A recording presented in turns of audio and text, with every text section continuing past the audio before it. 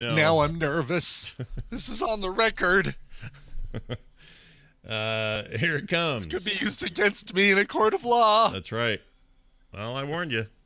I gave you your Miranda rights, or Miranda rights. Yeah, Miranda. Here we go. Charlotte rights, your Samantha rights. My Lin-Manuel Miranda rights. You have the right not to miss your shot. Oh, that was good. All right, here we go. Starts in 3, 2, 1. Coming up on TMS, how long is your end game? Then I will have to take the TV. How's that beer diet treating you? Old man fight. Is Pepsi not okay? Jury Twinkie and more on this episode of The Morning Stream. Odor Eaters insoles destroy odor in all shoes. Odor Eaters. I've got Lanacane. Lanacane!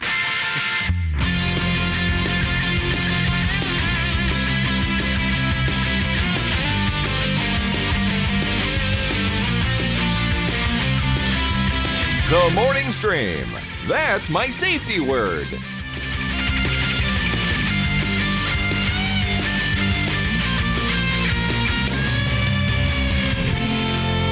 Hello, everyone, and welcome back to The Morning Stream. It's Tuesday, March 26, 2019. I'm Scott, and that's Brian. Good morning, Brian. Hi, Scott. Hi. Look what I got right here for us a little later. Yeah, I got mine. Let's see. I have a traditional round ramekin. Yeah, mine's a square or I don't even know what this is. It's just a square bowl. Usually put like like you'd put like yeah, your snacks, like your Chex Mix. Yeah, Chex Mix, sure. Or yes. if you're doing like a potato bar, you could put your like little bacon bits in there or something. Of course. But today I eat out of a square bowl as we enjoy maple bacon donuts, cereal form. Part of an unbalanced breakfast. Abso-freaking-lutely. I noticed in the chicken and waffles one, at least I had chicken-flavored kibble in there, but this doesn't seem to have a shape like a pig. Well, no, but it's got donuts. I mean, I just thought we'd see some bacon-shaped bacon something. isn't shaped like a pig. But I thought they would put like little pigs, or at least little strips of bacon. Little strips of bacon, yeah. Like little bacon strips. Yeah. Because the other one had chicken legs, so I thought, Yeah. I'd go that way, but Yeah, it didn't. I could see them doing like little bacon. At least they have donuts. At least they have donut-shaped things. Nick opened this the other day and had some because he didn't know what this was for, and he didn't eat all of it, but he seemed to think it was really good. Did, yeah. So I'm really excited to try this today, which we'll do here shortly. Yeah, cool. We'll do a little taste test right here on the show. All right. So I don't know if you heard this. Listen to us masticate. Yes, please. Hey, did you know there's they have the running time now for Endgame? Yeah, yes. It's official, and it's this is. I wouldn't even call this a running time. I'd call it a leisurely stroll from one side of the city to the other. Yeah, time. If you have to pee, I recommend going right before and going hard because you're going to be sitting there for a while. So this is Avengers Endgame, and it now makes it the longest Marvel movie ever. It's a long one. Let's see if I can get the exact time here. We come in at 3 hours and 2 minutes. Wow. 3 hours, 2 minutes. That's 182 minutes if you're keeping track minute-wise. Jeez. Of sitting there watching the Avengers do their business. Now, I think that's like Daredevil plus Elektra. Ben Affleck and Jennifer Garner movies back to back. I mean, in a lot of ways, well, in a very real way, this literally is, it's called Endgame for a reason. This is the last major MCU movie in this phase. And we're done with a lot of these people after this. We know that. We don't know how many exactly, but this is a big deal. So I don't feel so bad about it being long, but it's going to be long. It's going to be long. I'm like a camel when it comes to having to go to the bathroom. Tina can verify that, like, when I would go on trips for work, I'd get up in the morning, pee, put on my suit and tie, whatever I needed for that day, for if I was going to visit a customer, drive to the airport, get on the plane, fly wherever I'm going, get to the other airport, go get my rental car, drive to the hotel, and only then would I go to the bathroom for the second time that day. Wow, you are a machine. I'm camelless. So camel-like. Yes. Camel-esque. Camel-esque. There you go. Camel-esque. There, people needed a good esque. Yeah. So this isn't a problem for me. Oh, me neither. I'm good. I can hold it. Yeah. For now, until Brian and I's prostates aren't getting any smaller. Let's put it that way. Well, this is true. I guess all my travel stuff was way back in the 90s. Things have probably things have progressed. They've improved. Let's call it that. We can be positive about it. It's fine. So, at what point is there a point at which movies have to include an intermission? Like, if someone were to say, "Yeah, I'm doing a 3.5-hour movie," would the MPAA or somebody say, well, if you do that, then you have to include an intermission? Well, I don't think there's anything mandatory, but I wouldn't mind if someone voluntarily did it. That'd be all right. That'd be nice. Tarantino did, right? Didn't he in the middle of? Did he do? I guess he kind of did in Grindhouse, but those were trailers. Those were technically part of the movie, right? Between the two, right? But maybe Hateful Eight had an intermission or something, something like maybe that. not. What am I thinking of? There's something Tarantino-esque. There was something recent that. Maybe it was just Grindhouse. Maybe, yeah, just Grindhouse. Why J.C. Calhoun says he killed Bill in 2 movies. Well, yeah, there was like a 8-month intermission. Yeah, 8-month intermission. Let's all go to the lobby for 8 months. It was, okay. So, yeah, Drenched Wildfire confirms. Hateful Eight had an intermission in some theaters. Oh, okay. Didn't have it in mind, but that's okay. So here's what I thought would be fun. Let's have a little mini quiz with Brian. Okay. And on our mini quiz, here, let me do a song for it.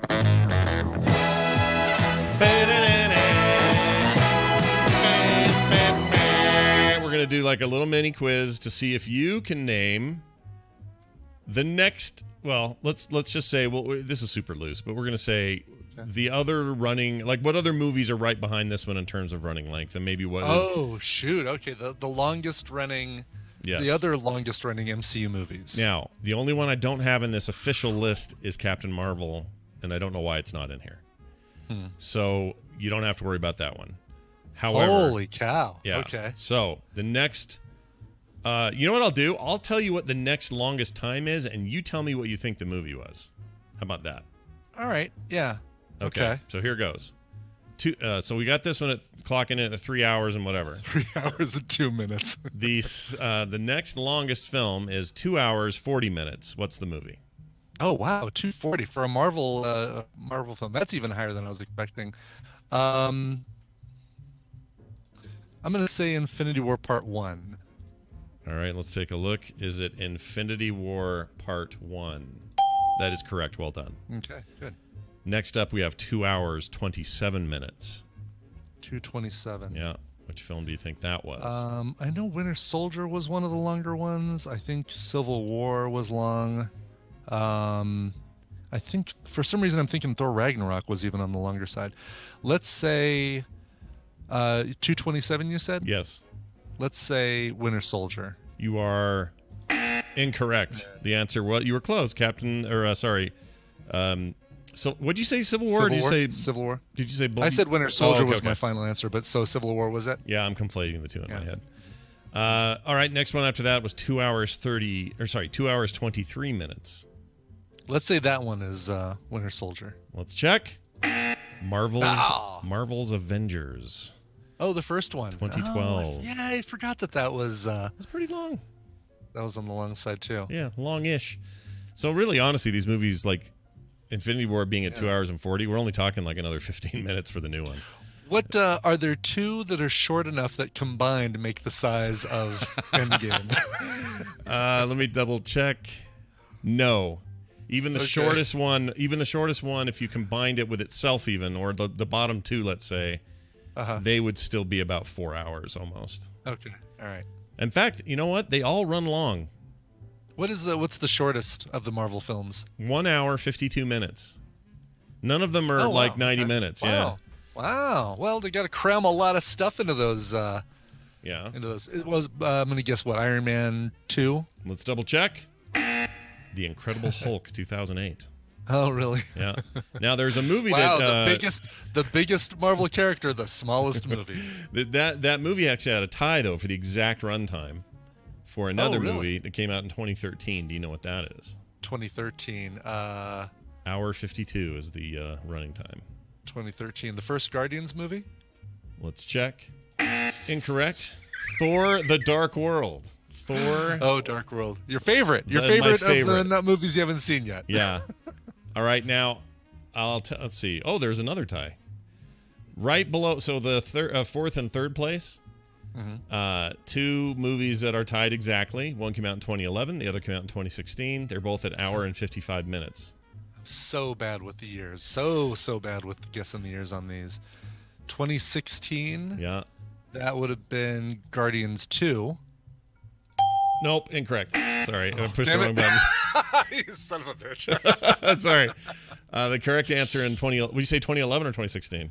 The 2016 one I thought was Guardians 2. Nope, that is Doctor Strange. Strange? Doctor Strange. Yeah. Okay. When did Guardians 2 come out? Hold on. Oh, that's 2017. The other one it tied with is Thor. You probably never get that. First Thor. Okay. Interesting though. Yeah. So I'm gonna be trying to do see the dark or Endgame, the Dark World. See, Las Vegas is the Dark World. Yeah. I'm gonna try and see Endgame while I'm out in Las Vegas for TMS Vegas. We're trying to organize a couple trips to the theater, depending on when it actually opens, because it's a big premiere thing. We think it might be available to see Wednesday night, if not for sure then Thursday night, like late Thursday night after the Overpants tournament. Maybe Friday afternoon, but that's when I'm jumping off the stratosphere, and then I've got dinner with you guys. If I survive, dinner with you guys right afterwards. Yeah. But boy, that's something to consider. Like, yeah, it's a you wanna long pick a time. place- Huge part of the day. Yeah. Yeah. Plus, you're going to have, I mean, I don't know how many trailers you'll have, but probably enough trailers and stuff to fill another 3.5 hours. Yeah. Like, that's a long ass time. It is a long ass time. I don't know how we're going to do it. Maybe we'll do it. We'll figure it out. I mean, we did it last year, and the movie was only 15 minutes shorter than this one, so maybe it isn't that big a deal. It's not that big a deal, especially if it's during the day. The problem with the theater we went to is right. So this is one of those theaters where they'll bring food to your seat if you order it, but it's not like where you've got a table. Like, there are some, I guess you have a little table you can turn and put in front of you, but they had a bright blue light that you would turn on or off if you wanted something. Yeah, it was awful. It was horrible. And the further back in the theater you were, the worse it was, because you'd see everybody's lights, at least in the front row. And I think you and Kim were maybe in the second row or the front row before the walkway. Man, you just see all those dang bright blue lights. Yeah, and it was like close. It was like the Close Encounter shit. Exactly. They should have those. Build those so they're pointing forward, so that when the person comes in, they can kind of walk in front of the theater and then see if there's somebody's light on. 100% with you on this. Instead of having it straight up. Yeah, they're terrible. They're these awful bright LEDs that are just on fire. You know what? Just dim the damn stuff. Obnoxious. That was really weird. I mean, I got into the movie enough where I sort of forgot about it, but it was still really annoying. Well, anyway, I'm going to tell you the rest of this list just for funsies here. Okay. After Avengers, we have Age of Ultron at 2 hours 21, Guardians 2 at 2 hours 16, Captain America: The Winter Soldier 2 hours 16, so it tied. Black Panther at 2 hours 14, Thor: Ragnarok 2 hours 13, Spider-Man: Homecoming 2 hours 10, Iron Man 3 2 hours 10, Iron Man 1 2 hours 6, and Captain America: The First Avenger 2 hours 4 minutes. Then you got Iron Man 2 at 2 hours 4 minutes, also tied with First Avenger. It's funny how a lot of these tied. And Guardians of the Galaxy 1 2 hours 1 minute, Ant-Man 1 hour 57. That's the first one that's under 2 hours. Yeah. Oh, I guess this doesn't have Ant-Man and the Wasp on the list for some reason. This might be slightly, a tiny bit older. Like right before Ant-Man and Wasp, I guess, came out. Anyway, Thor at 1 hour 55, and then you got Dark World and Incredible Hulk. But it was funny seeing this, because I realized, my gosh, there's nothing shorter than an hour and 50 minutes. Wow. These are long movies that we've got here from Marvel. And you'd think, they feel like, making a comic book movie, that's your 90-minute fare, Right. It's like a kid's film, right? It's like, a Wonder Park or whatever. 90 minutes, that's all a kid can handle. But they know us nerds want to sit in there. We want to sit there and absorb every Easter egg and every reference to issue 192, and you know every little hidden bit. Sure. I kind of want to figure out. I'm sure this is online somewhere. I want to figure out what the total time is of all of these combined. Like, is it like a week? Wow. Is it like a few days? Like, what's the... Like, if you were to watch watch the entire MCU... Like a marathon, sure. In preparation, yeah. Yeah, it'd be a beast. It would be a beast. You'd be doing that for a while. I could see doing that one day, though. Like, not... And then you got to watch, all the seasons of Agents of S.H.I.E.L.D. You have to watch that one season of Inhumans. No. No, it was so bad. It was really, really bad. It's too bad because I really had high hopes. And they're working on a was it Celestials? Marvel Celestials? It's Oh, I don't know. I hadn't heard. It's part of the next phase. One of the movies they're talking about. Oh, is the movie. Eternals. Eternals. That's right. Yeah. Did hear about that. Celestials. Yeah. Eternals. So you're gonna have your all your Jack Kirby stuff in that one, man. That's gonna be great. Yeah, that'd be really good.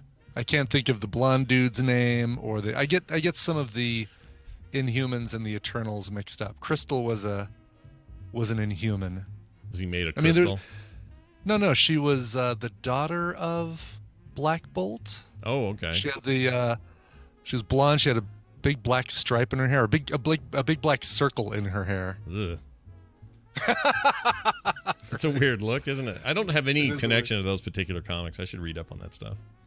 Yeah.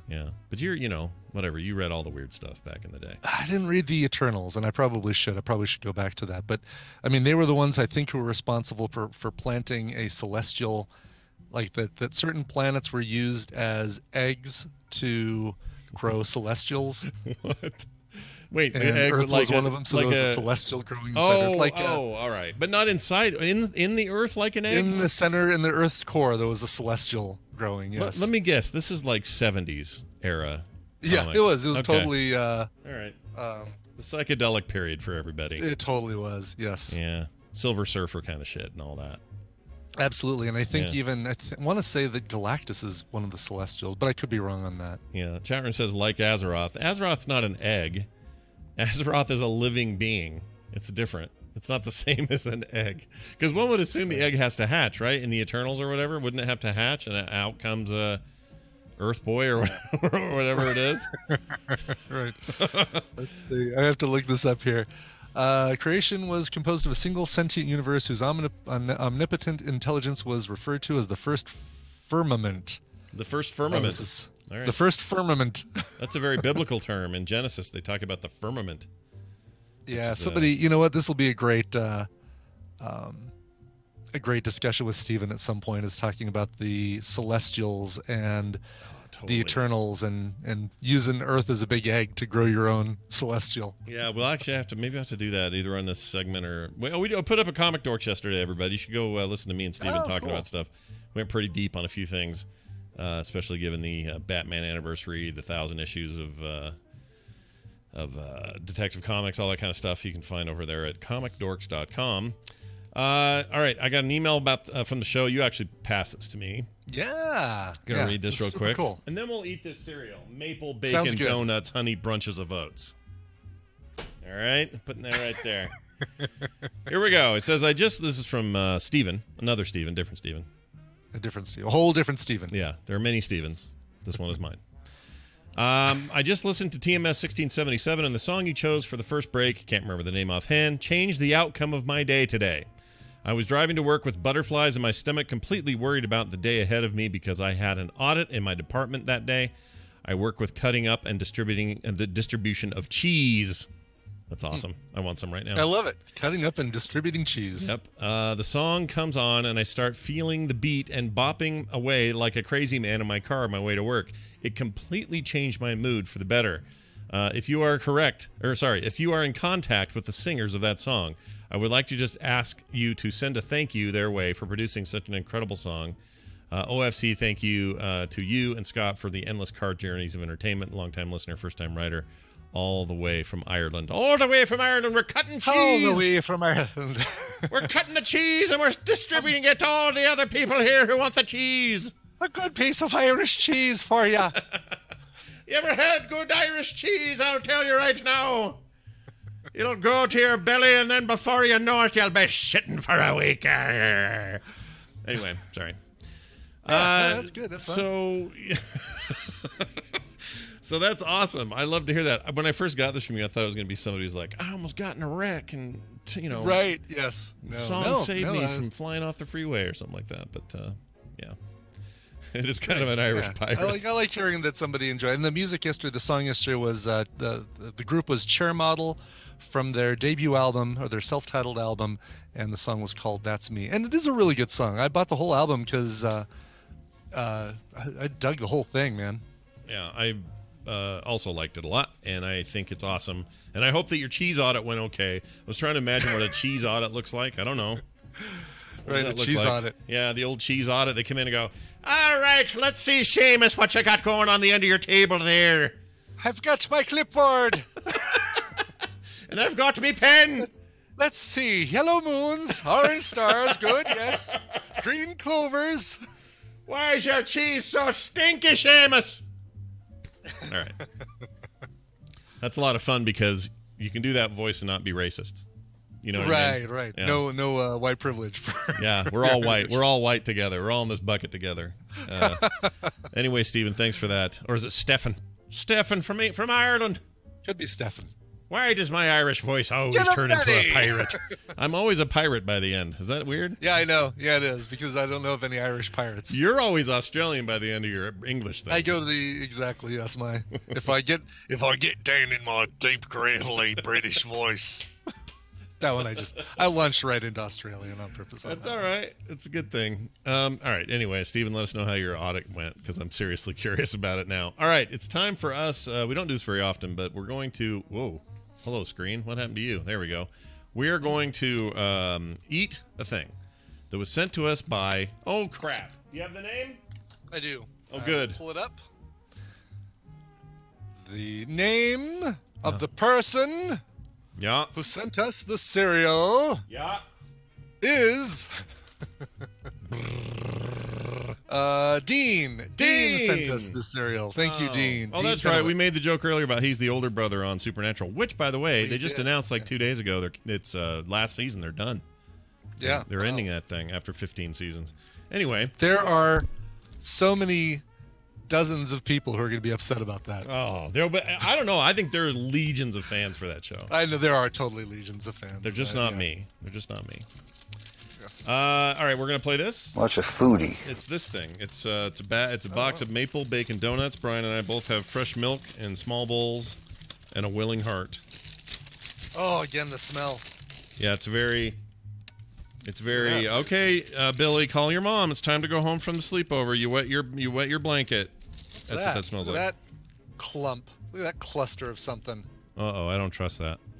Mine doesn't have that. Don't eat the cluster, Brian. Totally in the cluster. Are you kidding me? All right, here we go. We have done it. Let's see if the camera can see the sort of kibble here I've got. Cluster. Yeah. And I got a little sphincter of milk or whatever this is called. Jeez. Pitcher? I'm thinking a tincture. Like a tincture, like you'd put like a little eyedropper. Yeah. Sphincter. That's why I went sphincter. They deliver. Your CBD comes in a little sphincter. All right. I'm pouring it in. Blub blub blub blub blub blub blub. All right. We're gonna masticate on the air. Here we go. Oh, Brian's already in. My spoon is weird. Are you getting bacon? Nope. I'm barely even getting maple, honestly. Like it's like whatever the flavors are, they're canceling each other out. Yeah, exactly. Oh, now I'm getting bacon. Totally. Are you? I'm just gonna do a donut. I'm getting it on the tail end. Ew, it's like smoky. Yeah, I'm getting a smokiness too. That's weird. It is weird. But it's not overly sweet, which is interesting. That's very odd. All right, of the two, what do you like better? The first one for sure. Yeah, I think so too. It's not terrible or anything. It's not like unedible. No. It just feels like it feels like the server or the cereal was left out at a campsite when the fire was going. And I'm eating campfire infused cereal now. Yeah, totally. I'll mute my mic and eat the rest of this while when songs are going or something. I wouldn't do songs. Yeah, when something's going on. Chicken and waffles for the win, I think. Mm-hmm. I mean, honestly, I'm not really a proponent of either of these weird, wacky ideas. Mm-mm. However, if you're forced to eat one over the other, chicken and waffles, baby. That's right. Oh, and I found that they started distributing more widely that orange Coke. Or the orange vanilla Coke, sugar-free Coke. Yeah, I got one of those Coke today. Zero. Gonna try that out and see what I think of that there. Because for a while I could only get it at this place that's very regional to us called Maverick. And, I know Maverick stations. Yeah. And they kind of started here and spread out. And they may be a couple in Denver, or in Colorado, but they were the only ones for whatever reason. And then suddenly now everyone has it. So anyway. I'm going to try that. Oh, Wanabo says, spoiler, not great. Really? You don't like the orange Coke, do you? I disagree. I think it's fantastic. I'm going to try it today. Yeah. All right. 4 points, by the way, for that bowl of cereal. Oh, geez, really? Four Weight Watchers points, yeah. That's a lot of points. If I did 3/4 of a cup of cereal, then it would be 4 points. All right. Food that is fresh. All right. We had food that is fresh. Food that is fresh. All right, we are now prepared as we'll ever be to enter into the part of the show we call the news. This is your radio newscaster with another exclusive sensational summary of world and local events. Check it out. It's the news brought to you by. For the last year, Cosmic Crit has been taking you on a sci-fi adventure through the worlds of the Starfinder RPG. And they're back with Season 2! Brand new characters, brand new enemies, a brand new journey starting from level 1. You can find out more and check out our first season at CosmicCrit.com on iTunes, Spotify, and everywhere podcasts are downloaded. Fantastic. So we skipped this story yesterday. We're going to do it today. Dude got arrested for keeping an 86-inch flat television screen that was mailed to his home by mistake. So normally when this happens and you get a thing you're not supposed to get, you're supposed to go, oh, this isn't for me, or oh, this address is wrong, or oh, clearly this wasn't something I ordered. Well, and I think there's different schools, maybe not schools of thought, but if something gets delivered to you and it's clearly sent to the wrong address, then for sure, you're 100% of the time you're going to say, oh, this got delivered to the wrong place, I'm going to take it there, or if it's far away, you're going to put it in the mailbox and say, redeliver it to the next person. Mm-hmm. But if Amazon accidentally sends you, I don't know, an entire case of, what was it? It was caffeine-free iced tea, Tetley tea packets, Tetley tea bags. This actually happened. I don't remember this, though. This actually happened to me. Okay. Then you kind of got to start deciding, well, what do I do? Do I let them know? And I even have a more recent example that's going to blow your mind. So what I did, I figure in all these cases, it's a karma thing. You've got to let Amazon know, or you've got to let the sender know and say, hey, you accidentally sent me extra, or you sent this to the wrong place, or whatever. Mm-hmm. I mean, like I said, two different things if it's sent to the wrong place versus sent you too many of an item. The most recent one came last week, Scott. Oh, well, I didn't hear about this. What happened? As you know, I kickstarted the Tempest machine thing from New Wave Toys. I have mine right here. Yeah, super jealous of this thing. I love this thing. A miniature version. Now, there was a problem with the marquee where there was a black thing between the light and the outside of the marquee. So there was like a shadow that went across it. I let them know about it. They sent me a prepaid sticker, postage sticker. I slapped it on the box, sent it back to them, and waited. And then I got an email saying, all right, we think we know of a way you can fix your Tempest machine. We're going to send you some instructions so you can fix it. And I said, well, hold on a second. You guys have my Tempest machine. Yeah, and they sent you the prepaid postage thing. Like, yes, exactly. Hello. So I forwarded them the note from them that said, here's your postage paid deal. I said, please do me a favor, track this and let me know you received it. And so he says, oh, yeah, I'm sorry. Yep, we got it, and we fixed it, and we're sending it back to you. Okay. Then 2 weeks go by, and I don't hear anything. So I email again, and I say, guys, what's going on? Like, you said you were sending it back to me. I still haven't seen it. Blah, blah, blah. Oh, sorry, we're getting it out to you today. last week I get a shipment from China, directly from China, that has not one, but 2 of these Tempest machines in it. Oh my lord! Really? Yes. And it's like, oh, Why because 2? these are like Why 2? 100. I don't know. That's crazy to me. Because it doesn't feel like a thing where it's like, oh, I feel really bad that he hasn't gotten his Tempest machine back. It's taken a really long time. I know. We'll send him 2 just in case. You know what you should do? You should say, thank you for the co-host edition of the Tempest bonus machine. Much appreciated. Click. Right. But what'd you do instead? You did the karma thing. What'd you do? I did the karma thing. I emailed them and I said, hey, you guys sent me 2 of these, and I'm sure you didn't mean to. And I said, I didn't think I yelled at you that much. Ha, ha, ha. I tried to play it up like, oh, what a joke. Ha, funny. Sorry you sent this to me. But I didn't say, want me to send this back? Yeah. And what'd they say? But I did imply it. They haven't replied yet. No. And if they don't, after 2 weeks, then I think this might become the co-host edition. This might come with me to Vegas and get handed to Scott. Woo! Tempest in a teapot. Let's do it.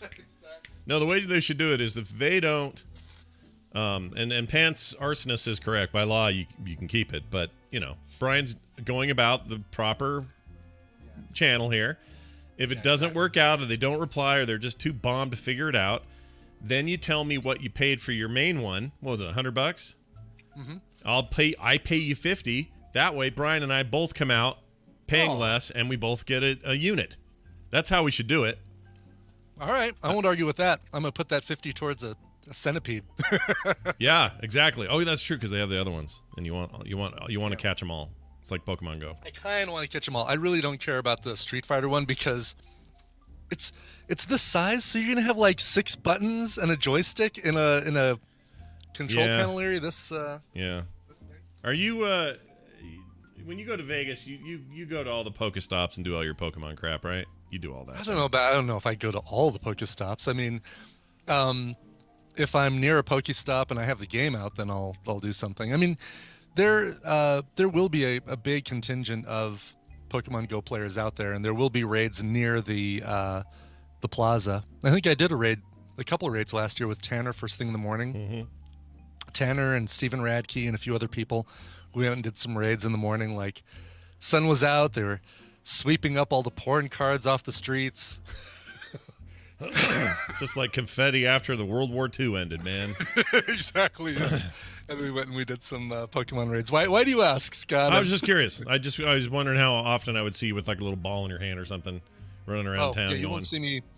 Well. You may see me with a ball in my hand, Scott, but it won't be this one. It won't be a Pokeball. No, I've got the gacha, which I usually just put on. I set to only do Pokestops and not catch Pokemon. Yeah. So I just have that thing going all the time, spinning stops if I happen to be near one. And do you do that because you would rather it's more fun to catch them, or do you just Yeah, it's more fun. Plus I don't need my there's limited storage space of Pokemon, and I don't want to have to go through there and delete 50 Pokemon that I don't care about because it went through and caught them while I wasn't paying attention. Oh, yeah, you could have an inventory full of Pidgeys you don't want. That makes sense. Exactly. I get that. Exactly. And you can't go group delete them. You have to go get rid of them one time. You kind of can. I mean, you can, if you press and hold on one, then you can tap on a bunch of them and delete them all at once. So. How do you feel about what's the new one that Niantic's coming out with? Is it the Harry Potter one? Harry Potter, yeah. Wizards Unite. Is that out now? What's the deal? It's not out now, no. It's okay. Soon, I guess. Still being tested. They finally actually came out with screenshots a couple of weeks ago. It seems interesting because you have AR versions of Harry and Ron and stuff standing around you. Yes. It is really weird, yeah. But what I really like about it, from what I read, is if you're walking around just in the city somewhere, even if it's not a thing to capture or any of the stuff you got to do in that game, if you just hold your camera up to like a building and there's usually an alley there, sometimes there'll be a magical building that only you can see through the phone. Oh, really? Oh, that's cool. Yeah, I like that kind of stuff. Yeah, I do too. We'll see how that goes for them. It's a smart thing to do. Again, there's so many properties franchises that I think would be even better with something like this. I still stand by my $1 million idea of a Marvel version of this where you are Peter Parker, photographer for the Daily Bugle, and as you're looking around with your AR, you're seeing superheroes that you've got to take pictures of to give to the Daily Bugle to get money from J. Jonah Jameson. I would love that. I would love that, and have him constantly yelling at you in a little avatar in the corner. Right. Damn it, Parker, get your ass out there. I see you're saying to the, right. Yeah, J. Jonah Jameson. I'm not paying you to stand around. I want him up my butt 24-7. I want that guy freaking Drum out all faster. the time. Stick with the beat. Oh, wait, that's not J. Jonah That's Jameson. not him at all, no. Also, could they make it, who's the actor that played him in the... J.K. Simmons. Yeah, have J.K. Simmons do the voice and everything. Oh, well, man. that was my joke. Oh, was that your voice you were doing? Oh, that was my backlash. Not backlash. What was the what was the drum? Oh, no, the movie about the drumming with J.K. Simmons, which was fantastic. Yell in my face, Grandpa. That's the one. Whiplash. Whiplash. That's Whiplash? it. Yeah, Whiplash. Okay. It's Whiplash, wasn't it? It doesn't sound right now. Whiplash. It wasn't Yell in my face, Grandpa. Darn it! I was sure that was it. That's it. Yeah, Whiplash. Damien Chazelle. All right, Brian. I want you such a great movie. I want you to forget about your Weight Watchers plan. Okay. And I want you to dive in instead to this 25-pound diet where you only drink beer and that's it. Lose 25 pounds. Just beer? Just beer. Beer only diet. It says here. The period of Lent is a holy time for the Christian calendar, marked by self-reflection and the examination of one's life, choices, and habits. Today, many observe this blah, blah, blah. For Dell Hall of Cincinnati, Ohio, though, that luxury is solid food that he's giving up. Now, I'm going to interrupt for 1 second. I was thinking, HuffPost, maybe BuzzFeed, maybe, USA Today for the article source. No, this is from militarytimes.com. Militarytimes.com. Militarytimes.com. Let's see. This guy, Dell Hall guy, initiated a fully liquid diet in order to become less dependent on fatty foods and sugar. Only the fluid he settled on to consume the entire time is beer. So that's what he chose. As of day 18 of Hall's beer-only fast, the radical diet is working, at least in terms of weight management. I'm not sure it's helping him in other ways, but he has lost 25 pounds on beer alone. Now, normally beer makes people fatter, right? Because it's got sugar. Right. I mean, it's calorie heavy, man. It's but apparently alcohol is calories. Apparently, if that's that's your sustenance there. Right. And the fact that it is full of calories is a thing that would actually work. I mean, I feel like anybody on a liquid diet, like have you never met anyone who's done a liquid diet and think that they're happy? Because they don't seem happy to me. No, they don't. They seem the miserable. People that do like a cleanse or a liquid diet or CrossFit, they might tell you they're happy. Yeah, they look like they should work for emaciatedtimes.com. I mean, they look terrible. Right. And so, I mean, there's no most diets aren't happy. I feel like Brian's found a happy medium where he can gamify it and have a good time. But yeah, I can't. I need variety, man. I mean, even with Weight Watchers, it's almost a struggle just trying to come up with different ways to cook eggs in the morning and different ways to, different things to snack on in the afternoon. For me, it's pretty much always around 2 o'clock. It's a sliced apple or sliced pear or something like that. But pear. So good. I love a good so pear. Good. Love a good pear. Yeah. Nothing like it. Yeah. Asian pears. You ever had an Asian pear? Mm-hmm. Yeah, those are the kind of brown or more brown, taller, more oblong than the Anjou variety. Yes. And the green Anjou. Yeah, Asian pears where it's at. That's so freaking good. All right, here's one for you. Okay. Old people getting at it. An 81-year-old man bashed a 61-year-old man over the head for smoking in a non-smoking area. Get out of here. There's no smoking. Take that. Maybe now you'll think again about smoking in the balcony. I love it if those are the two. They're two of those. That'd be great. Like picturing them like clobbering each other with their... beating the shit out of each other. What were their names? Statler and Waldorf. Statler and Waldorf. Yeah. Let's see. So here's the deal. 81-year-old man reportedly smacked a man 20 years his junior with a piece of wood when the 61-year-old lit a cigarette in the non-smoking section of a German train. Well, there's your problem. You are not allowed to smoke in the train. Can I just say how much I appreciate that German trains have random pieces of wood strewn about that you can use to bludgeon a fellow passenger? What's that about? That's an odd thing, isn't it? The elder gentleman armed with a wood fence picket. What? Why is that on a train? Oh, no, continue reading. Okay, all right. Oh, that he was taking home to work on his garden. Still. He's building a fence one picket at a time. I'm 81. It takes a while. Give me a minute. He told the smoker he was stinking up a non-smoking section of the Friedrichstashi station, according to German DPA news agency. DPA, probably Deutsch penis anus. I have no idea. Yeah. The gardener then assaulted the other man with a plank. He injured his hip. Police are reportedly considering charges of causing dangerous bodily harm against the alleged assailant. Wow. Wait, that doesn't make sense. It would be causing dangerous bodily harm. Charges of causing dangerous bodily harm against the alleged assailant. Oh, yeah, the assailant charges is the one against him. The charges against the alleged assailant. Yeah, that's a bad sentence. Mm-hmm. New York Daily News. You blew it. Well done. You need to take some tips from the Military Times. By the way, you and I both watched the Apple thing yesterday, and I know we don't want to talk too much about it because you'll get emails from all the Androiders out there. Maybe. But how is it in this day and age when there's so many jokes about it that Tim Cook comes out with well, Webster's dictionary defines service as when somebody does something for somebody else. Yeah, nice job. I almost tweeted out, we're really beginning with a Webster's definition of service? Yeah, that was a weird thing.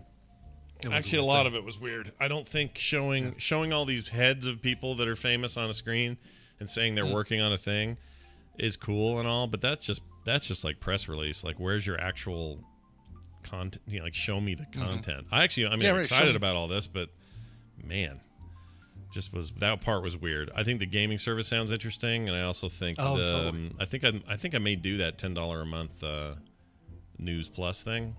Yeah, I'm trying it out right now because we already get Entertainment Weekly, and I want to see how much I like the form that you get in the news app. Yeah, and that's part of it, isn't it? Well, there's tons of magazines in there. That's true. Yeah, I have to check it out. If they don't have what is it, Cat Fancy, I'm out. No sale.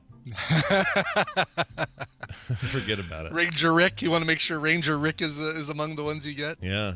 Also, a credit card is interesting. It's also, I like their low rate and all that, and just that's interesting to see them compete in that space. But all I could think about was that guy that did the Fire Festival and his stupid card that got him rich in the first place, and it annoyed me. I mean, the fact that there's no numbers on the front, no problem. I mean, I've got a PayPal card that has no numbers on it too, which I think is really cool. No name on the front, or no, I guess you get your name is etched. Yeah. What's weird is no signature means, well, what do they compare your signature against when you sign the check? Or some places don't do that, I guess, anymore. Some don't, but so that card can just go right into the wrong hands and.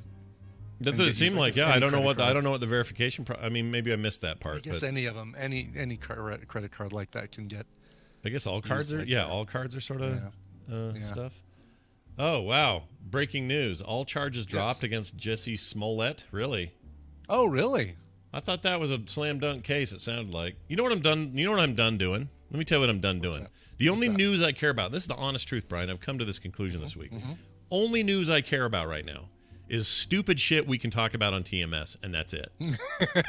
I'm done with it. I'm done with it. They're all full of crap. Everybody's full of crap. I've had it. This week has been horrendous that way.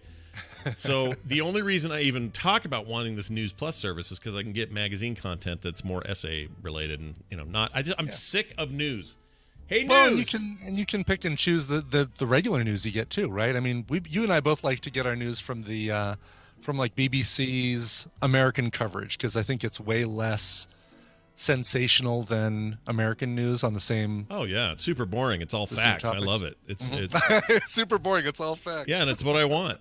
It totally is. No, it's totally true. I want the BBC. But, you know who else is really boring and focuses 90% on the facts? Is freaking NPR. They'll put you to sleep, but they're not trying to hype anything up, and I am only interested in that. So BBC, NPR.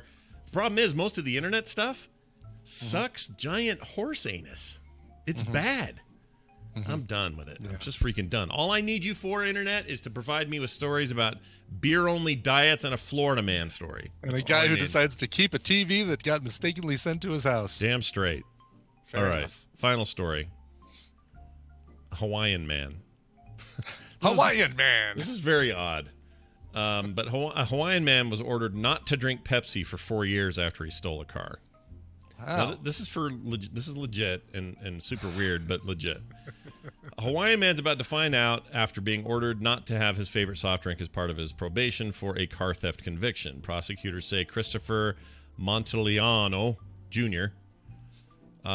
Told various lies after stealing a 1990 Honda Accord in Waiakuku. How do you say that island? Wailuku.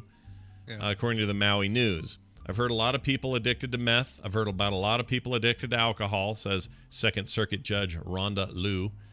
According to the newspaper, she says, this is the first time I've heard of a Coca-Cola addiction. I'm sure the soda didn't make you steal the vehicle.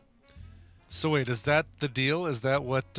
He pled no contest to charges of unauthorized control of a propelled vehicle and driving without a license, in addition to probation. It doesn't say... well, first of all, you make a good point here. Like, where does it actually? Where does he make that claim? The judge says it's the Pepsi deprivation syndrome. And she also calls out Coke instead of Pepsi in the Right, comment. that is the funniest part. Is that well, is it a Coca-Cola addiction or a Pepsi addiction? Because they're two different things. I feel like I'm missing something here. Yeah, this seems. Here you go. Here's a great example of this like sensationalist. No, he's got a 4-year probation, various things, and I don't think it's it's 100 hours of community service, $100 fine, probation, and as part of that, he's got to not drink any Pepsi, which is bizarre, but it's not weird. The headline here. No, it isn't. They buried the headline. It's because one little comment by the maybe what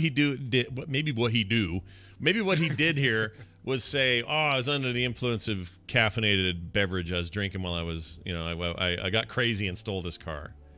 Yeah. A 1990 Honda Accord. That thing is freaking ancient, dude.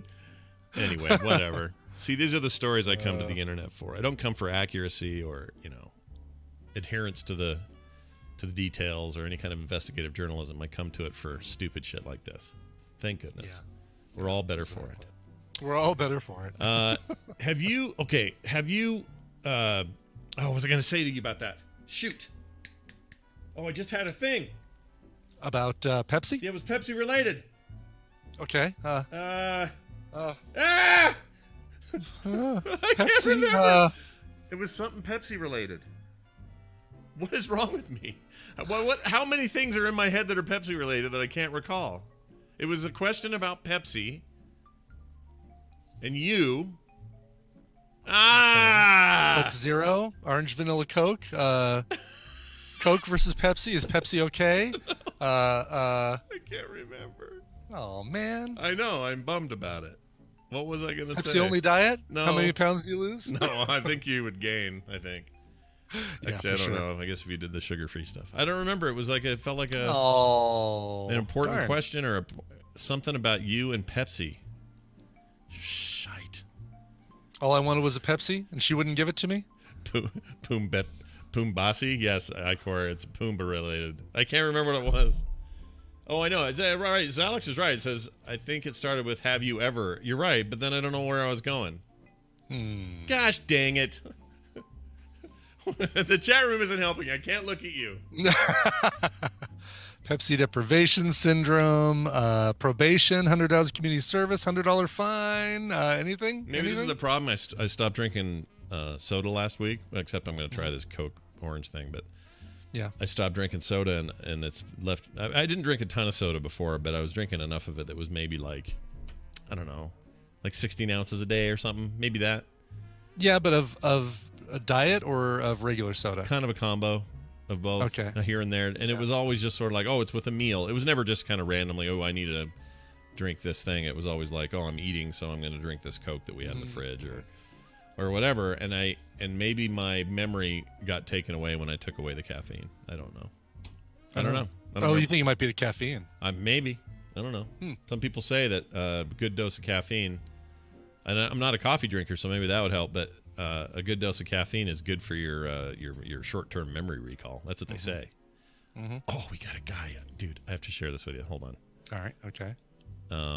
Is it right here? No, I didn't put it in because it was too long. Somebody wrote in and had this big diatribe about the things that annoyed him about the show.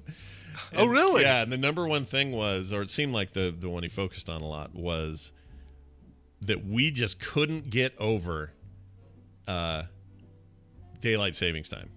Oh. Like, we would just, like, it happened, and then a couple days later, like, how's your night? I couldn't sleep. This freaking thing really jerked me. And it's like days after that. Yeah. And he's just convinced that we are the crankiest, curmudgeon-y freaking daylight savings time complainers of all time. Oh, you can't find the email super quick? I'd love to hear all the complaints. I'm looking for it right here. I mean, he was nice enough. He wasn't like rude or anything. He was just okay, good. I'd like to address every single one of his every single one of his. Let's see if I can find it. Oh, I did find it. Okay, here we go. All right. Okay, I've been listening to TMS now for almost a year, and there are a couple of things that I need to vent about. I hope you don't mind some feedback. My first vent is how you guys make fun of content creators like YouTubers by saying, "Yo, it's your boy," and don't forget to smash and push that like and subscribe button. And he says, "Listen, I get it. You guys are full-time and professional content creators, and I get that it's not your particular style, but honestly, the guys who use that line, as cheesy as it might be, are content creators also. I honestly find it kind of demeaning to them. They're trying to earn a living the best way that they can. A little bit of professional courtesy about that wouldn't kill you guys, would it?" All right, so there's number one. Okay. And it's a fair point. It's a fair point. But look, I think we're not bitching about the fact that they're content creators, and I think that I absolutely respect the fact that there are people who are doing what we're trying to do with podcasting over on YouTube and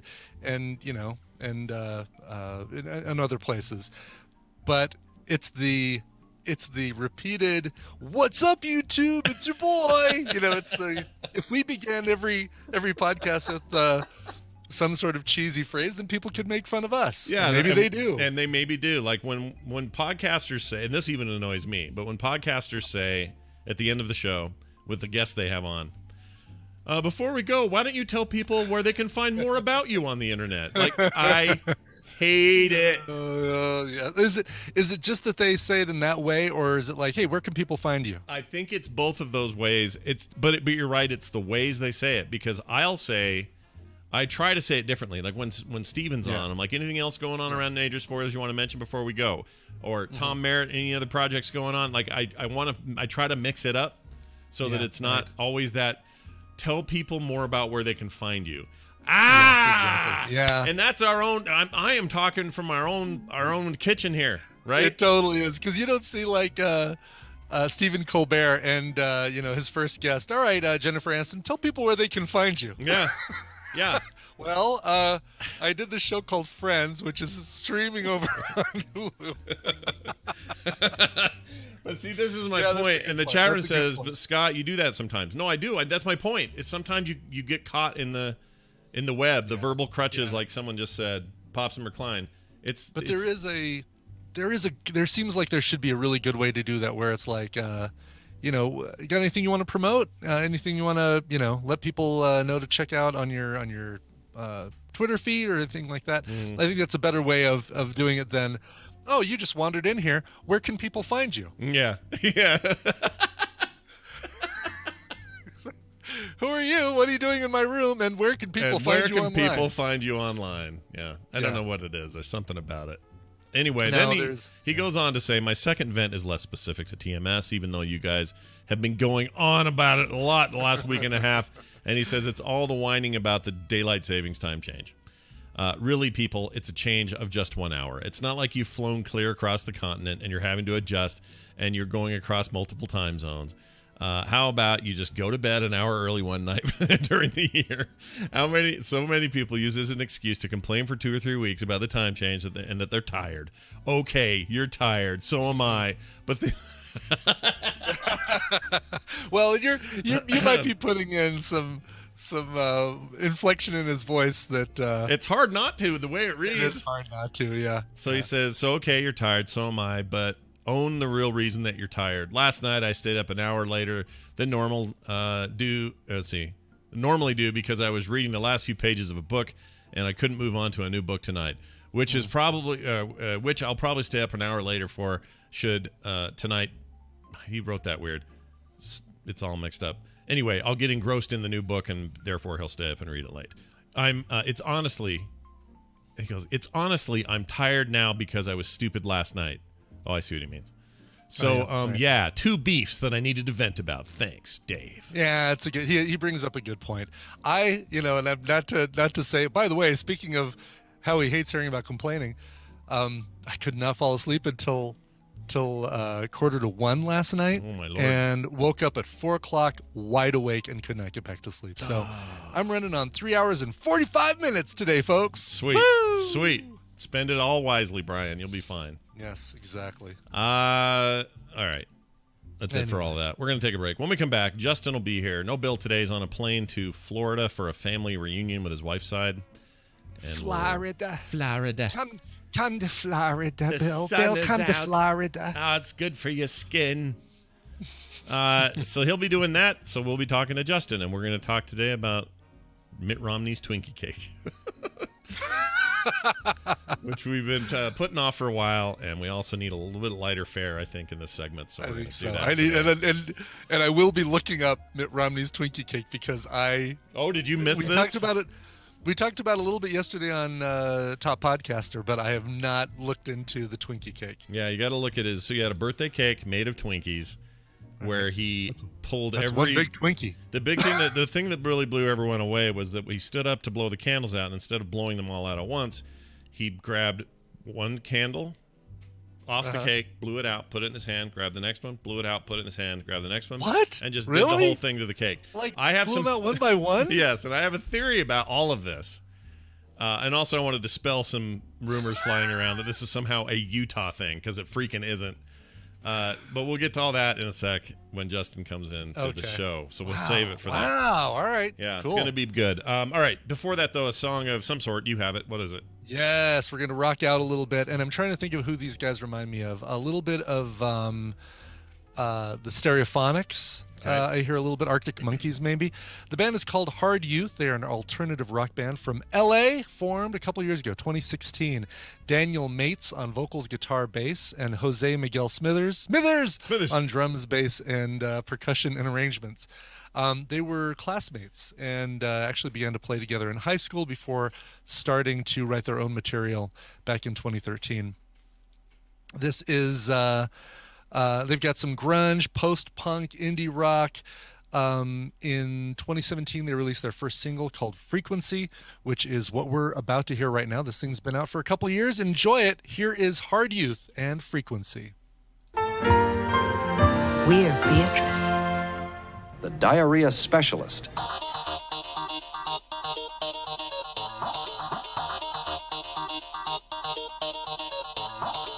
The Morning Stream. How about a booby?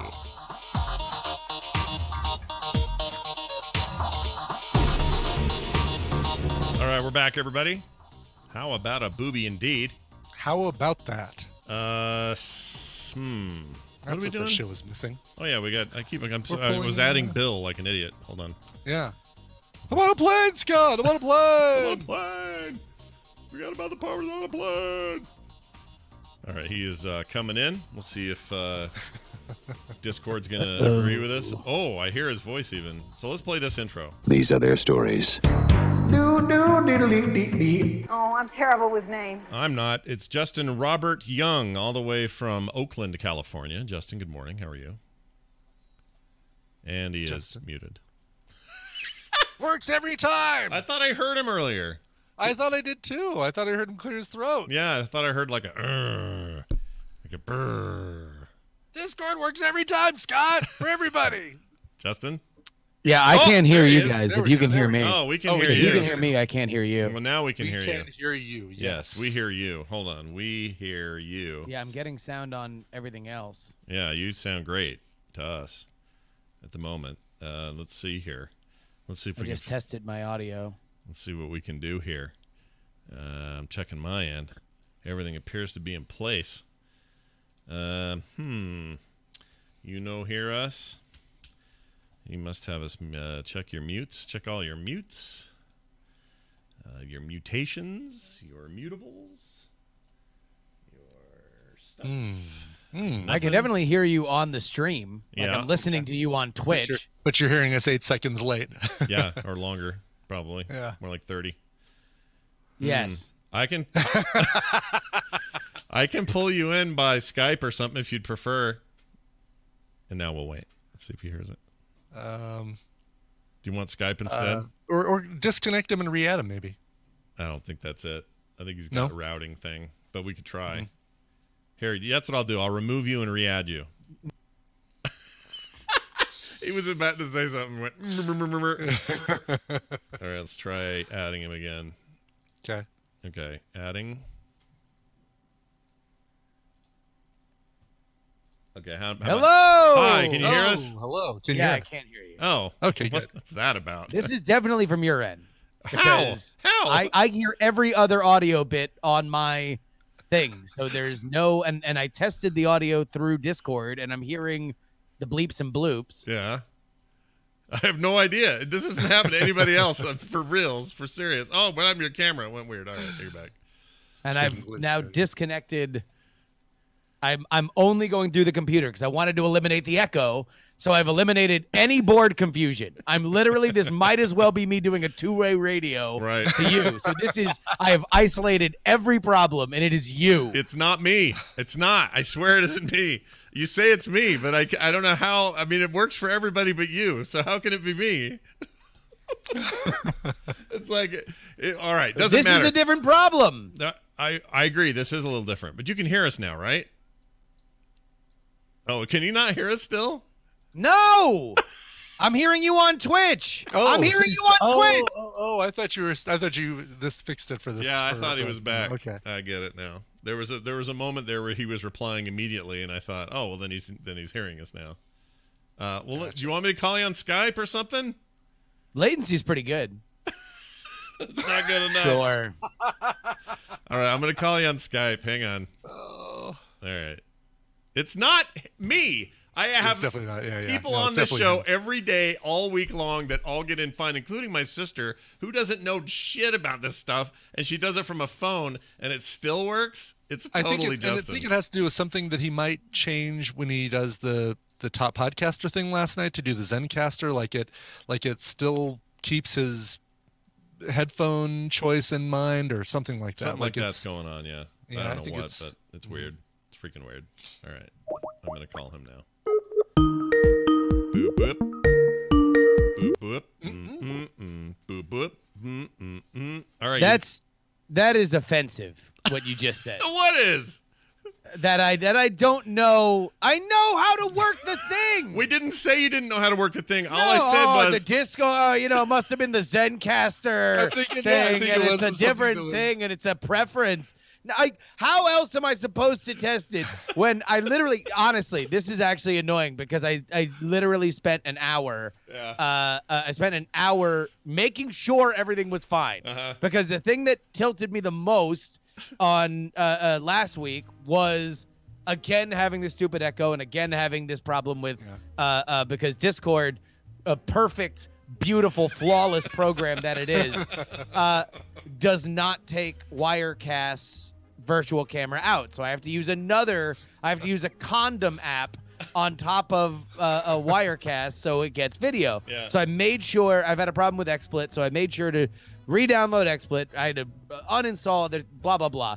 I just all that like 20 minutes of dumb stuff that you never do because it's easier to work around it each time. Yeah. But I'm like, you want to know what? It's always a problem in the morning stream. I'm going to come in an hour early, and if it takes all hour, I'll do it.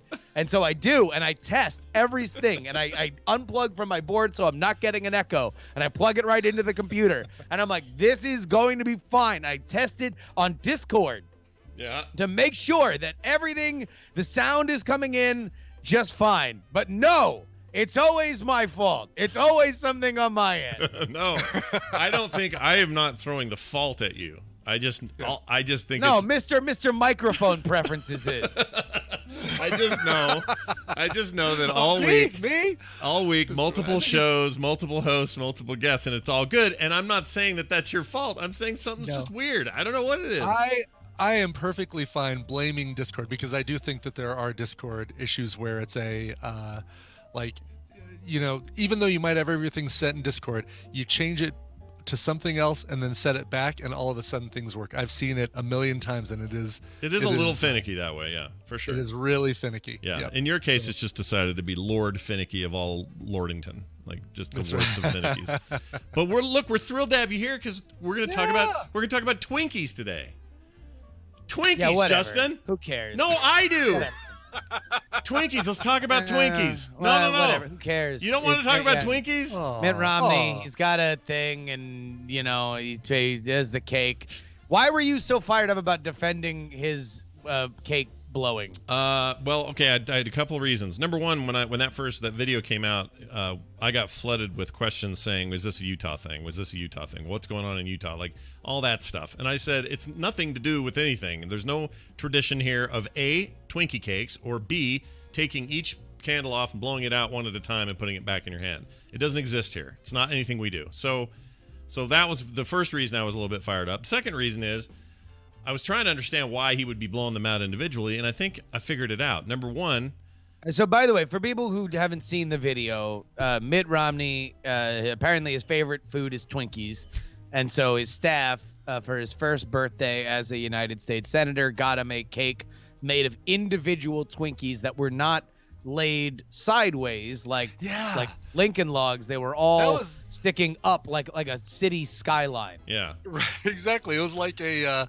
Right. That was the thing that surprised me. I heard about this Twinkie cake, and I'm thinking, oh, it's like a giant cake that's sponge cake that happens to have cream filling, and it's a big Twinkie. Oh, no, it's not? Okay, well, then it's definitely going to be like a bunch of Twinkies kind of laid down end to end and kind of set up. And then you see this thing, and it's like they took a platter, went with a bunch of Ready Whip, and then just jammed Twinkies into it like it's the Acropolis. Well, and remember, so here's the thing to remember about a couple of things that are important for the story that we can just put behind us. And number one is, it was a funny joke for them to do it, his staff to do that for him, because his big weakness is, for a guy in his 70s who stays in really good shape, works out, is a big health nut, it's a big joke around that he's a big Twinkie guy. He loves Twinkies. Yeah. And so it's like his soft by the way, spot. I was shocked. Like, really, I did this on Politics, and I spent most of the time being amazed at how old Mitt Romney is, considering the fact that he was in even a pretend boxing match with like Evander Holyfield like 2 years ago. And that dude is in better shape than I am, and he's ancient. Yeah, he's very old. He's in really good shape, and he just has this weak spot for Twinkies. So if he's... it's a joke with his family. I had heard that story before, so the fact that they made a Twinkie cake is not that big of a surprise. The way it's configured, it was fun.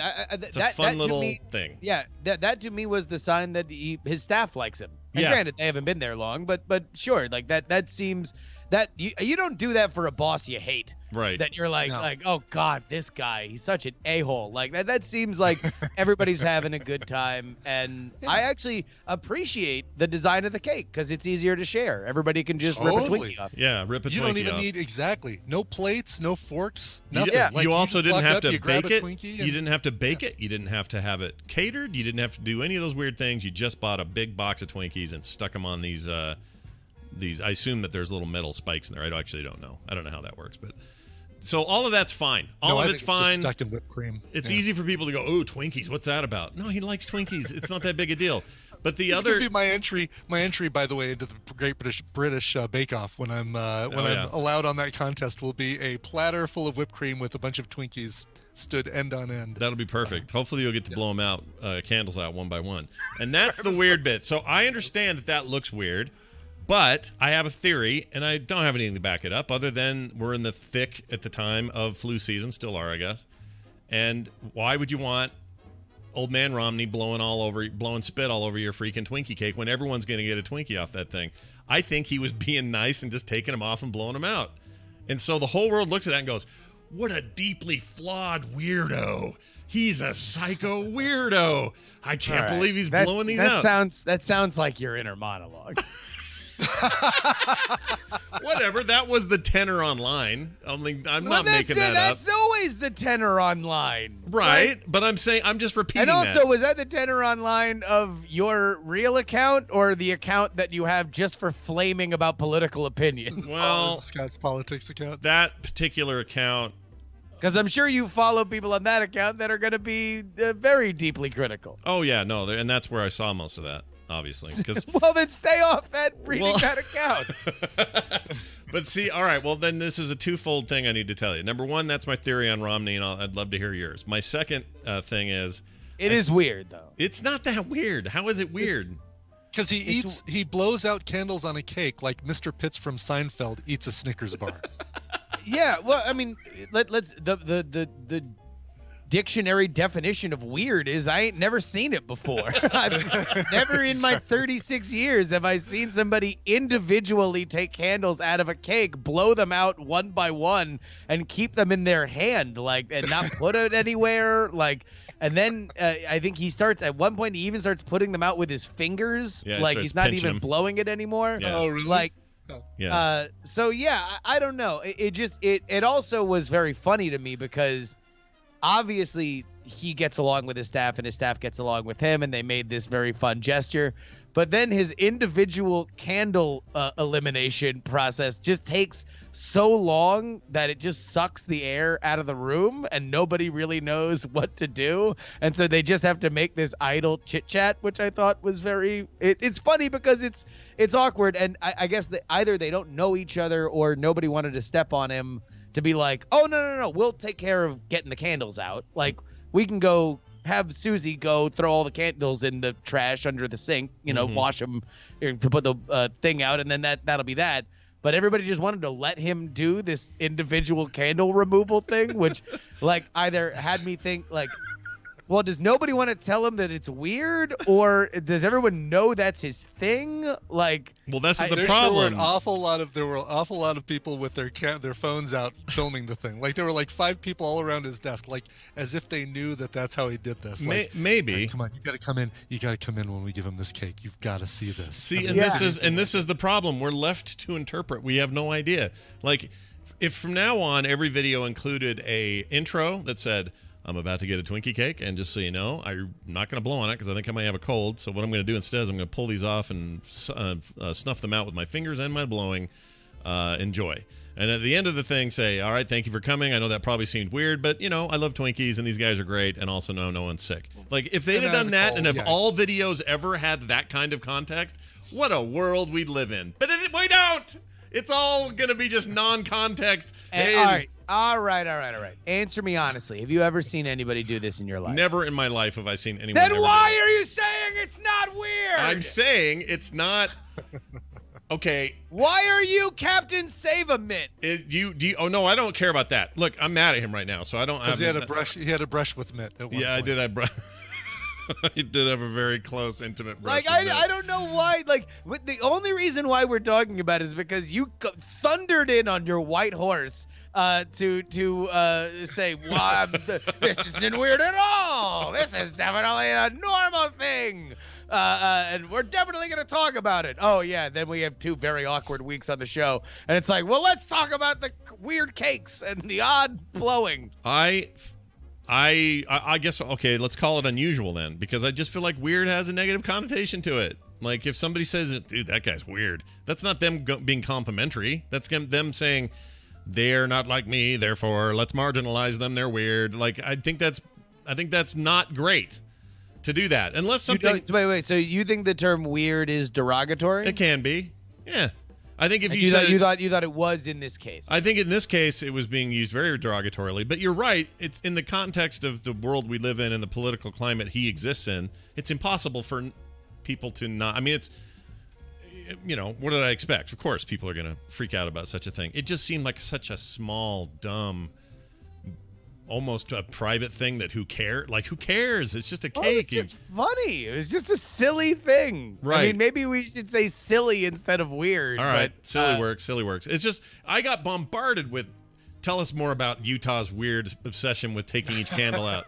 like, so why there is we that? go. Now it all makes a lot more sense that for you felt personally attacked A little bit. He's by not like defending tell Mitt. us more about He's this. defending Utah. Yeah, I'm defending my home state, the great state of Utah, the freaking beehive state. We're very industrious here, and we love it here, and we all love it here. Now, when somebody goes out there and tries to drag our good name through the mud simply because one of our senators is a little strange about how he handles candles, I got a little defensive. But I do that all the time. It's like, what's another one? Something happened recently. I can't remember. But something will happen. Something will come up and somebody will go, oh, that guy's from Utah. Weird. I'm like, no, we're just a normal state with normal stuff. We're fine here. Everything's fine. Knock it off. And I don't know why I get defensive like that. I don't know. I like it here. So people can just shut up. That escalated. I would also love to forensically look back at how many people told you that it was a Utah thing. Because I could almost guarantee that it was less than 3. Probably 5, if I'm honest. It wasn't that many.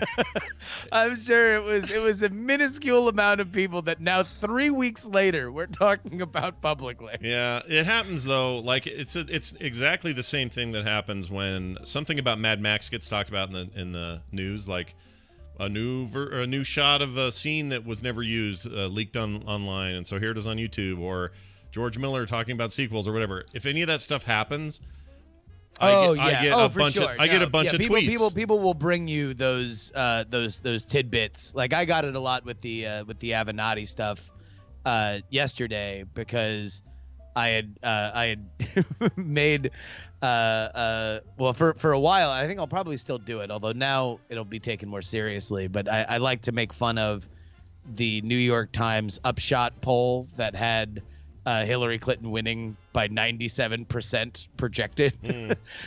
Because it's like, and look, like I understand all the reasoning about polls and aggregates, and I'm not blaming Nate Cohen, but it's just a funny image. Like it's very Dewey defeats Truman considering what happened. So it's like I would periodically, whenever anybody did anything politically, I would on the show give them the New York Times upshot 97% chance to win the presidency award. And so I gave Michael Avenatti that a couple times, because this is during the Stormy Daniels stuff, and he was all over CNN. And so now he goes to jail for extorting Nike he's arrested for extorting Nike for $20 million. And everybody's like, and everybody, again, this is my thing. New Year's resolution, never say everybody. Yeah. It's not everybody, it's 4 people. Yeah. 3 people on Twitter and 2 people via email are like, well, look at that. Gonna make a fine president now, huh? And it's like, well, I mean, I never said he was gonna win. I was kind of making a joke, but also it's funny that everybody else is laughing about it. Yeah, and well, you just said everyone else is laughing. Now that's darn it. It's 4 other people are laughing. It's hard to do. Multitudes of people are laughing. It's hard to do, and you know what's going to happen in the next, I don't know, 2 weeks, 3 weeks. Anytime Brian and I are talking and I say something's weird, someone's going to pile on me and go, "Oh, what do you mean, Scott? Negative weird or strange good weird or bad weird?" Yeah, because some of it's just we talk in a certain way, and I knew as soon as I said sometimes weird can be negative, and as soon as I said that, my brain went, "Oh, you dumbass."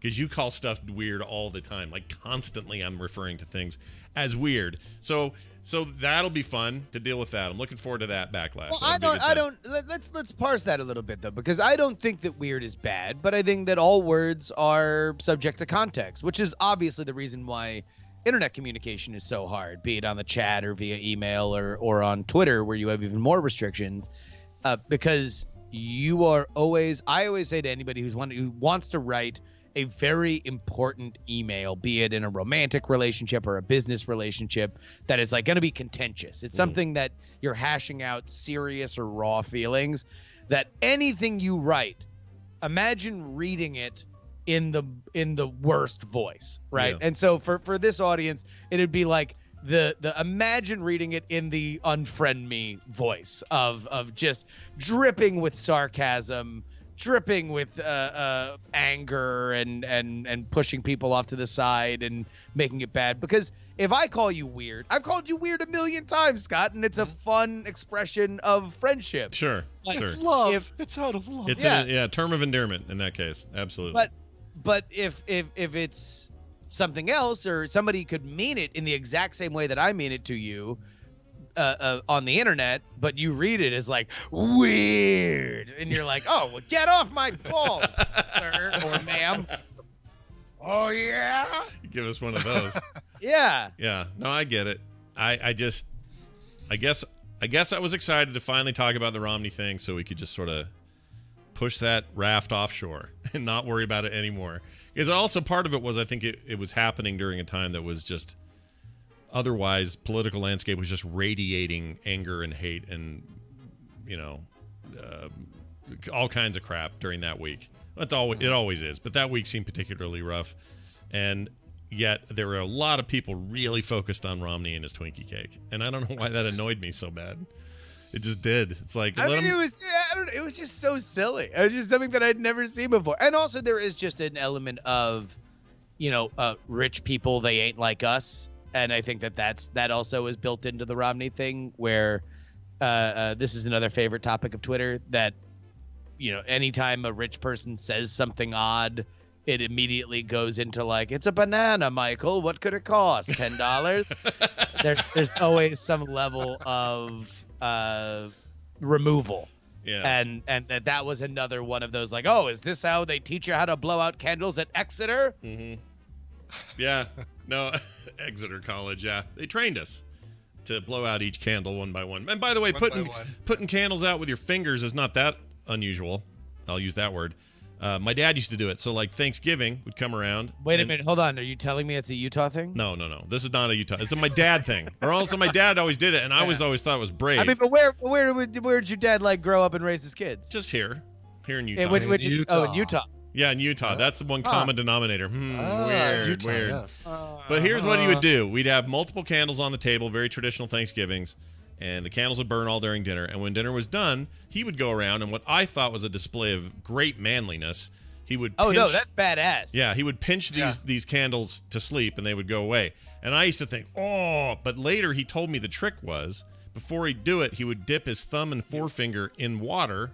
Yeah, wet your fingers. Wet your fingers first, and then do it. And that's also why it made the cool tss when he'd do it, because you get a little steam out of that. Yeah. And so, it's just a thing. It's a thing people do.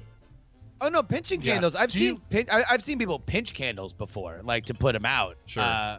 I just haven't seen people individually blow them out. All right, here's where I would go. Here's the other go question. Ahead. Do you get your wish if you use your fingers to blow out a candle? Like, I'm already questioning whether or not you get your wish if you take them all out. You don't get multiple wishes if you do them all individually. Right, and the whole point of the blowing it, to get your wish, you have to get them all in one blow, right? Yes, exactly. Which is why the joke candles exist, to thwart that. To thwart you and make sure to basically prevent you from getting your wish. Right. Oh, this is really interesting. I hadn't thought about that. Also, I was saying for everybody who is like, flu season, you don't want to contaminate the Twinkies. Well, then where's your compressed air, a germ bucket? Yeah. Yeah. And by you the way, should always have compressed air that is going to effectively blow out the candles. Just right there, you just have it. Oh, it's your birthday. By the way, ASD Milkman. Yeah, it was really good. ASD Milkman in the chat room says Mitt Romney didn't grow up in Utah. That's true. He grew up in Boston, or grew up in Massachusetts. So he didn't even live here. So enough with the Mitt Romney Utah stuff. I don't even know why he's our senator. That was Michigan, right? Michigan. The governor of Michigan. Yeah. You're right. I keep screwing that up because he was the governor of Massachusetts. He made his career in Boston, right? And then he's just like all-star Mormon guy, and so therefore he's a local hero in Utah. Yeah, that's all true. So, now, I'll just say this to sort of sew this up.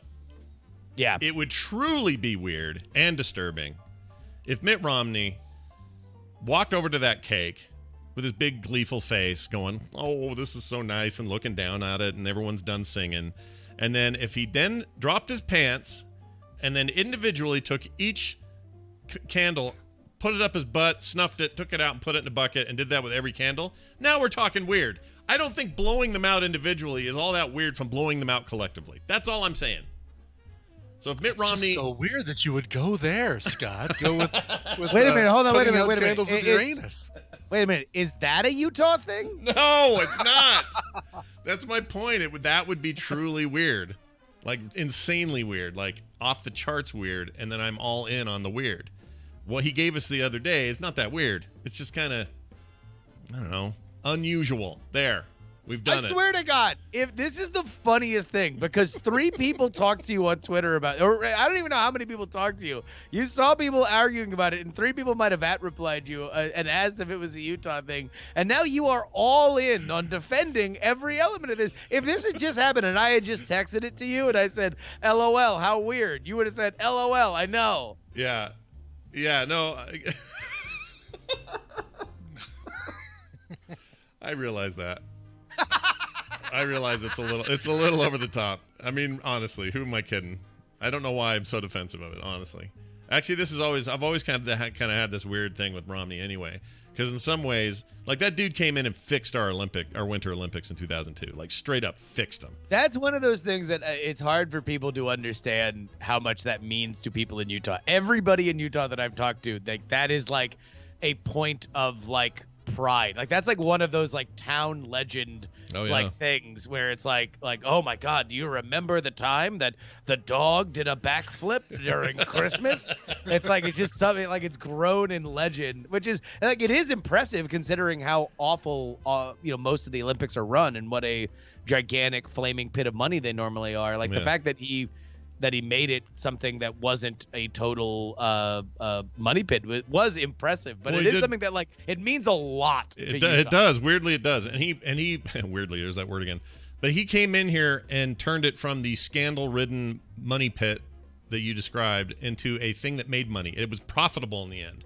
And it was really successful, and we did really great, and we still get revenue out of the facilities, and like that was like a legit thing that happened here. And everybody puts it at his feet. Now, is he fully deserving of that? I don't know. But the legend persists. The legend grows. Yeah. And so I think I'm just always kind of in a default like, Romney's all right. Quit picking on him. Well, he said that one dumb thing, but he's all right. And then, with all this Trump stuff, I thought, oh, he's the guy. He'll have him run because he at least is willing to say something. But I don't know. Once you get there, it probably won't do anything. It's this kind of this weird back and forth with him. But at the end of the day, just let him blow out each candle, you guys. It's fine. Who gives? Who cares? I mean, no one's like protesting.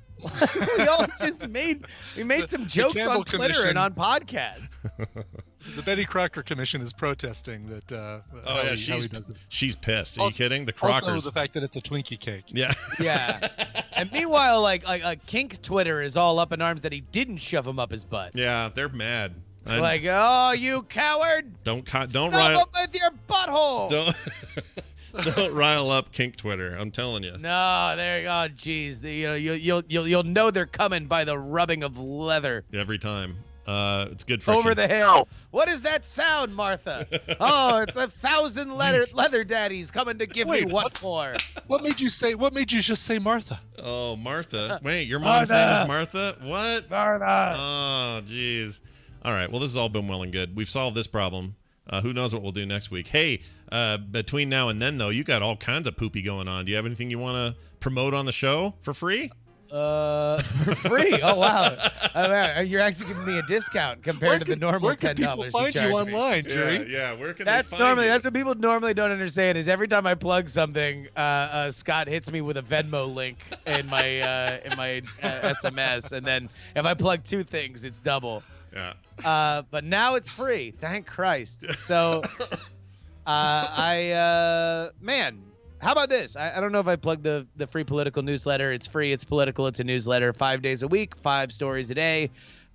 Mostly gifts, sometimes hot takes. But if you want a light way to digest the news. Now, I'm no expert, but I am a guy with a newsletter. So go ahead and check that out. freepoliticalnewsletter.com. Do it. And follow him on Twitter, Justin R. Young, and watch Night Attack, which is tonight, and do all those things. Bye. All right. Peace out. To love them one at a time and then report back. Yeah, let us know how it goes. All right. Well, now that freaking Twinkie Gate is out of our system. We got okay. A couple of quick more things. Candlegate. I'd say it's more Candlegate than Twinkie Gate. You know what? You're right. I'm giving it to you. Yeah. Candlegate. That's one big Twinkie, Venkman. Yeah, because the Twinkie's not so much the problem, but I did. No. There were people in those replies who said to me, "I'm not worried about the candles. I don't understand what's going on with the Twinkies." I'm like, really? Oh, really? Yeah. Yeah. Like my wife would do this with like lemon bars or something because I love lemon bars. Like that's not weird. I would love a who makes those Swiss rolls? Is that Little Debbie? Little Debbie, I think. Yeah. Those are good, Make right? me a cake of Little Debbie Swiss rolls. Oh my gosh, dude.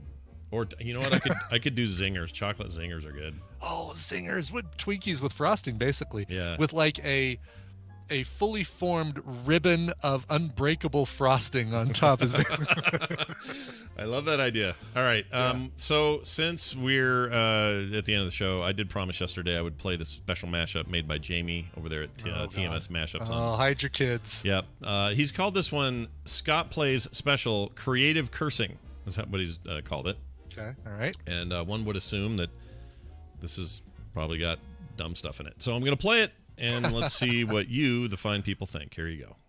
Shit donkeys. Shit monkeys. He'll touch it with his potato wiener. Shit McGee. Shit donkeys. It's like half turd, half goat. Robot taint. That is some horse shit. Put a cork in your butthole. Holy McShitty pants. Shit fish. Shit fish. Shut up, dick. Horse shit. What the shit? Her crotch hive. All right, put that back in my pants. Shit potatoes. Shit balls. Scoping like the Pope do. Shit. Shit. A little dead guy zombie wiener. Shit patrol. F this game right in the corn chute. Good hell. Oh, fart picklers. F you, cactus. What the frick? Put away your camera, dick. Holy shit balls. Come here, sexy boy. Oh, Mark Knopfler's penis, dude. Freddie Mercury's butthole. Dick shit. Help me, Jeebus. Oh, that's some horse shit. Great mother of fart knucklers. Penis! Penis! Run, you dumb piece of shit. This game can suck a nut. Holy shit! Help me then, you dick! Piece of shit. Suck my wiener. Father shithead Sarducci, where are you jackin' son of a bitch? That's some horse shittery right there. Shit. Shit to you, jackass. You rancid piece of garbage. Boofed. Boofed? I don't know what the boofed was. Man, that was expletive filled. You know what? Not so many fake swear words, plenty of real ones there. Plenty of real ones, yes. Yeah. And what's great is the nouns that come after the S-bombs, you know? Donkeys, potatoes, nuggets. Also, I think you might have recreated one of the seedier moments from Live Aid. The Knopfler reference will always get you. I'm not saying a word. Yeah, nice. Well, there you go, everybody. I hope you... Fart knucklers. Yep, there's a fart knuckler in there. Suck my wiener. All right, that's it for the show. Thank you all for joining us. We're out of here. Before we go, though, a reminder that you can submit your titles in the show here, live people. This is to you, all you live folks. frogpants.showbot.tv. Submit a title and vote on your favorites. We'll pick a title here after the show ends. A reminder, you can also support us at patreon.com/TMS. Someone asked me earlier today, hey, was that T level a limited time only thing? No, it's a brand new permanent level. You can go into the site and check it out, patreon.com/TMS, and get a custom tea bag from Brian and I. But treat it like it's a limited edition thing, which means do it now. Yeah. Don't think it's going to be around forever and say, I'll just do it another time. Don't procrastinate. Do it now. Yeah, get tea bagged by your favorite morning house. Especially now that it's the 26th and there are just 4 days left, 5 days left in the month, and you know you want to get in on it. Get in on it on the first. Yep, by the first. Get it while you can. Get the artwork. Got all the cool stuff. Great levels in there. Or there's just ways for you to give $1 if that's all you can afford. So check it out. Patreon.com/TMS. Were you irritated at all yesterday that the Jennifer Aniston weird chin lady show is called The Morning Show? Did that bug you at all? It did. I'm just glad that they're not calling it TMS for short. Yeah. At least so far they're not. Yeah, but I'm wondering, doesn't a rising tide lift all boats? Like, won't their TMS kind of help lift both us and Todd and Aaron at the same time? Like, I don't know. I hadn't thought about won't the Todd four and of us gain from Reese and Jennifer's? I tried to tweet them too. I said, "Hey, we've already got a lock on the the TMS bandwagon or something like that. Mm-hmm. And I found out that Jennifer Aniston doesn't appear to have a Twitter account. Yeah, like, no, that's true. Reese She's is not like into it. R. Witherspoon, real R. Witherspoon, or something like that. But Yeah. None of the Friends, I shouldn't say none, but most of the Friends people don't do Twitter. They're not into it. I think they just don't need to. Yeah, exactly. Why would you want to? I'm starting to wonder where I want to sometimes, so I totally get it. Where can we find you, Joey Tribbiani? Yeah. Where can we find you, Chandler Bing? Where can we find you online, Chandler Bing?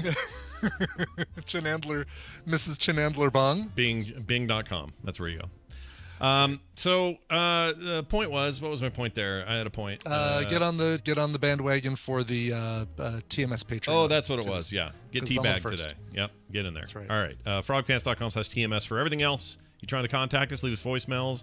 Find our Twitter accounts, all that stuff. Frogpants.com/TMS has it all. All right, we're done. Let's get out of here. You got a song? I do. Yay! This is a me choice because again, had a couple days here this month where I didn't have any birthday requests or anything like that. So I'm like, you know what? I'm pulling from stuff that I wanted to play. This one got sent to me by Boba Fett, I believe, is the Great guy who name. sent it to me. Love that. Who loves metal covers. It comes from their album 13. Here is the band Rage and their cover of the Rolling Stones' Paint It Black. All right. This rocks. Oh, I'm so excited. So we're going to play that. Whoops, wrong link. There we go. Then we'll be back tomorrow with, what's tomorrow? Wednesday. So be here for all the Wednesday goodness. And, I will be playing a game today. However, I will not be screaming into a microphone. Instead, I have decided to play through an adventure game between this and the next scary game I play for Frog Pants Plays. So if you want to be there at noon to 2, I'll be there. And I'll be playing a game called, hold on. Where is it? Let me bring this up because it's supposed to be amazing. Has a overwhelmingly positive review status on Steam. It came out last year. Everybody raves about it. It's an adventure game, science fiction-y thing that's supposed to be amazing. And if I can just find the title, hold on one second. Here it is. Unavowed. Unavowed, okay. Avowed. I'll be starting today. We'll make a run through that before I do any more scary stuff. It's not a word. It doesn't sound like one. It's not a word. It's like disavowed, but wrong. But wrong. It's the incorrect form of disavowed. Yeah, there you go. But if you're looking for some cool stuff, apparently that's super rad. And everybody's telling me like, oh my gosh, I'm totally gonna, like, I'm hearing from adventure game people that it's like the best in years. So I will give it a shot, and we will see today. That's at noon. Noon. About an hour and 20 minutes from now. All right. Brian, that's it. Let's get out. Oh, you already said everything. Let's do this. I already told. Yeah, people have already forgotten what the song is. So here it is. Enjoy it. This show is part of the Frog Pants Network. Frog Pants Network. Get more shows like this at frogpants.com. It's Grandma. There you go.